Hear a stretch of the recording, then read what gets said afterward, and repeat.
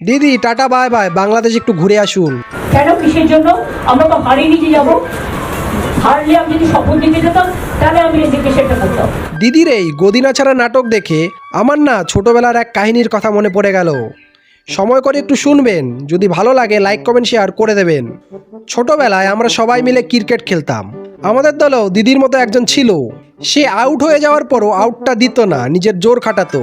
আমাদের ইচ্ছে থাকা সত্ত্বেও তখন আমরা প্রতিবাদ করতে পারতাম না, কারণ ব্যাট বল দুটোই তার ছিল। তাকে যদি আউট দেওয়া হতো সে ব্যাট বল নিয়ে চলে যেত, আমাদের খেলা বন্ধ হয়ে যেত।